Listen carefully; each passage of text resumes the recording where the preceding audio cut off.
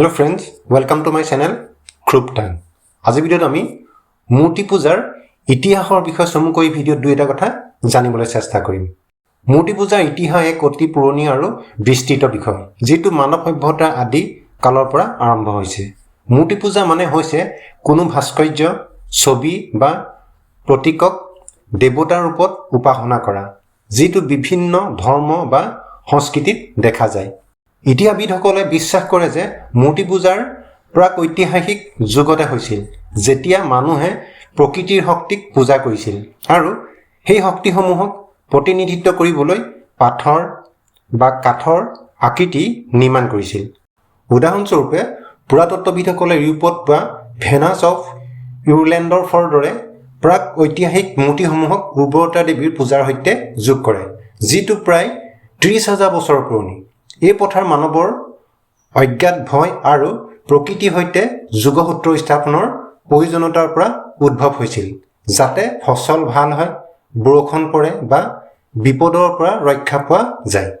বিভিন্ন সভ্যতাৰ এই পূজা বিভিন্ন ৰূপত বিকশিত হৈছিল, কিন্তু ইয়াৰ মূল উদ্দেশ্য আছিল অদৃশ্য শক্তিসমূহক দৃশ্যমান কৰি তুলিবলৈ। ইজিপ্ত, গ্ৰীক, ৰোমান আৰু মেছোপটেমিয়াৰ সভ্যতাত মূৰ্তি পূজা আছিল বুলি প্ৰমাণিত হৈছে, কিন্তু প্ৰায় 2000 বছৰ আগৰ পৰা সেই দেশসমূহত মূৰ্তি পূজাৰ প্ৰচলন বন্ধ হয়। আব্ৰাহামীয় বা ইব্ৰাহিমীয় ধৰ্মসমূহত যেনে ইহুদী, খ্ৰীষ্টান আৰু ইছলামত মূৰ্তি পূজা এক নিষিদ্ধ কৰ্ম বুলি গণ্য কৰা হয়। বাইবেলত 10 অজ্ঞাত মূৰ্তি পূজাক নিষিদ্ধ কৰা হৈছে, য'ত কোৱা হৈছে যে একমাত্ৰ ঈশ্বৰকহে পূজা কৰিব লাগে।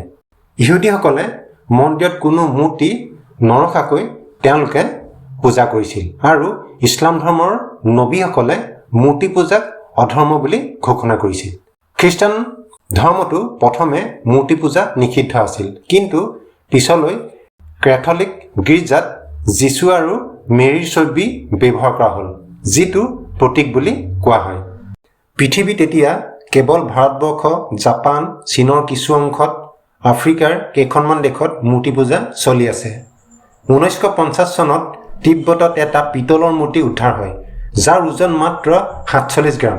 কল্প বিগ্ৰহ নামেৰে জনাজাত এই মূৰ্তিটো দেখিবলৈ হাইলাখ শিৱৰ দৰে, আৰু the California Institute of radio' carbon প্ৰতিষ্ঠানে নিশ্চিত কৰিছে যে এই মূৰ্তিটো প্ৰায় 28,450 বছৰ পুৰণি, অৰ্থাৎ ভাৰতত 30,000 বছৰ আগতেও মূৰ্তিক পূজা কৰিছিল।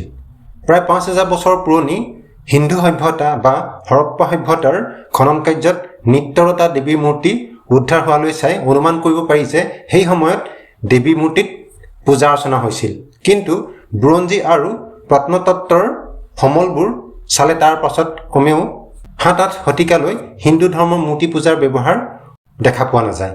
ৰামায়ণ, মহাভাৰত আদি হিন্দু ধৰ্মৰ মহাকাব্যসমূহত যাগযজ্ঞৰ কথা আছে, কিন্তু মূৰ্তি পূজাৰ উদাহৰণ বিশেষ নাই। বন্ধুসকল, যিসকলে চেনেলত প্ৰথম আহিছে তেওঁলোকে আহিবলগীয়া বহু গুৰুত্বপূৰ্ণ ভিডিঅ'সমূহৰ কাৰণে চেনেলটো ছাবস্ক্ৰাইব কৰি বেল আইকনৰ তলত ক্লিক কৰি লয় যেন। ইয়াৰ বিপৰীতে বৌদ্ধ ধৰ্মীয় লোকৰ হাতত বুদ্ধিসত্ত্বৰ সৈতে জড়িত বুদ্ধ মূৰ্তি যেনে তাৰা দেৱী, শ্যাম দেৱী আদি মূৰ্তি 2000 বছৰ আগৰ পৰা দেখিবলৈ পোৱা যায়। প্ৰথম শতিকাৰ 78 খ্ৰীষ্টাব্দত কুষাণ বংশৰ সম্ৰাট কনিষ্কৰ সময়ত পতা চতুৰ্থ বৌদ্ধ মহামেলত বুদ্ধদেৱৰ নিৰাকাৰ ৰূপক সাকাৰ ৰূপ দিয়াৰ উদ্দেশ্যে বুদ্ধৰ মূৰ্তি গঢ় দিবলৈ আৰম্ভ কৰে।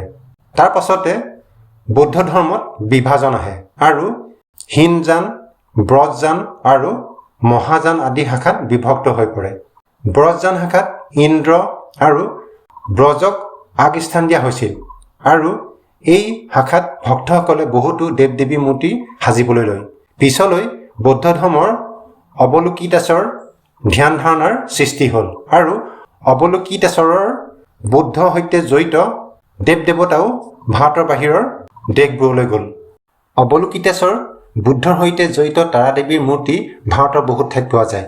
পঞ্চম শতিকাত নিৰ্মিত তাৰা দেৱীৰ এটা মূৰ্তি উদ্ধাৰ কৰিবলৈ সক্ষম হৈছিল। ষষ্ঠ, সপ্তম শতিকাৰ পৰা বুদ্ধ ধৰ্মীয় লোকৰ সংখ্যা ভাৰতত কমি আহিবলৈ ধৰিলে, কিন্তু ইয়াৰ বিপৰীতে হিন্দু সনাতন ধৰ্মৰ প্ৰচাৰ বৃদ্ধি পাবলৈ ধৰিলে। তাৰ লগে লগে হিন্দু ধৰ্মত মূৰ্তি পূজাৰ প্ৰচাৰ আৰম্ভ হয়। সেয়েহে হিন্দু ধৰ্মৰ পুৰণি দেৱ দেৱতাৰ মূৰ্তি যিমান উদ্ধাৰ হৈছে সেই সকলোবোৰ নৱম শতিকা বা তাৰ পিছৰ। চতুৰ্থ শতিকাত ভাৰতলৈ অহা চীনা পৰিব্ৰাজক ফাহিয়ান, পঞ্চম শতিকাত অহা হিউৱেনচাঙৰ লেখাত বুদ্ধ ধৰ্মৰ মূৰ্তি পূজাৰ বিষয়ে পোৱা যায়। কিন্তু হিন্দু ধৰ্মত মূৰ্তি পূজাৰ বিষয়ে উল্লেখ নাই। সেয়েহে হয়তো এতিয়ালৈ আৱিষ্কাৰ হোৱা প্ৰাচীন আৰু ঐতিহাসিক মূৰ্তিসমূহৰ ভিতৰত কাশ্মীৰ আৰু নেপালত পোৱা 4খন মুখেৰে বৈকুণ্ঠ চতুৰ্মূৰ্তি হৈছে সকলোতকৈ প্ৰাচীন, যি নৱম শতিকাত নিৰ্মিত। ভগৱান বিষ্ণুৰ 4 অৱতাৰৰ প্ৰকাশ হৈছে এই বিষ্ণু মূৰ্তি। বহু পণ্ডিতে ক'ব খোজে যে হিন্দু ধৰ্মৰ মূৰ্তি পূজাৰ প্ৰচলন বৌদ্ধ ধৰ্মৰ পৰা অহা। হিন্দু ধৰ্মত মূৰ্তি পূজাৰ আগমন ঘটে 7ম বা 8ম শতিকামানৰ পৰা। সেয়েহে এইটো সহজে অনুমান কৰিব পাৰি যে দুৰ্গা পূজাৰ প্ৰচলন ভাৰতত আৰম্ভ হৈছিল 8ম শতিকাৰ পাছত। মাধৱ কুণ্ডলী ৰামায়ণত ৰামে শৰৎকালত পতা দুৰ্গা পূজাৰ উল্লেখ নাই, যদিও কাশীদাসী ৰামায়ণত দুৰ্গা পূজাৰ উল্লেখ আছে। কিন্তু দুৰ্গা দেৱীৰ মূৰ্তি সাজি পূজা কৰাৰ কথা ইয়াতো নাই। পুৰাণত ঋষিমুনিসকল দেৱতাসকলে অসুৰৰ নিধনৰ বাবে দেৱী পূজা কৰাৰ কথা উল্লেখ আছে, যদিও মূৰ্তি পূজাৰ উল্লেখ পোৱা নাযায়। ঋকবেদৰ এটা শ্লোকৰ মতে স্বৰ্গ হ'ল মোৰ জন্মদাতা পিতৃ, যজ্ঞৰ নাভিস্থলত অৰ্থাৎ যজ্ঞস্থলীত মোৰ বন্ধু আৰু এই বিশাল পৃথিৱী মোৰ আই। ঋকবেদত বন্দিত আন কেইবাগৰাকী দেৱী হ'ল উষা, অদিতি আৰু সৰস্বতী। ইতিহাস পাত লুটিয়ালে পোৱা যায় যে 15 শতিকাৰ পৰা বংগত দুৰ্গা পূজাৰ প্ৰচলন আৰম্ভ হয়। দিনাজপুৰ আৰু মালঞ্জদাৰ জমিদাৰসকলৰ উদ্যোগত এই পূজা আৰম্ভ হৈছিল। তাহিতপুৰৰ ৰজা কংসনয়নৰ দিনত শৰৎকালত শাৰদীয় পূজা আৰম্ভ কৰিছিল আৰু দুৰ্গা দেৱীৰ মূৰ্তি প্ৰতিষ্ঠা কৰিছিল। সেয়াই আছিল শাৰদীয় দুৰ্গা পূজাৰ আৰম্ভণি।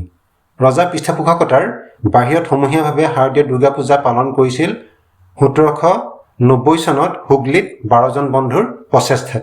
ব্ৰিটিছে বেংগল অধিকাৰ কৰাৰ পাছত 18 শতিকাৰ পৰা সমগ্ৰ বেংগলত দুৰ্গা পূজাই প্ৰসাৰ লাভ কৰে। আনকি 19 শতিকাত ব্ৰিটিছ শাসকে কলিকতাত পতা দুৰ্গা পূজা চাবলৈ অহা প্ৰমাণ পোৱা যায়।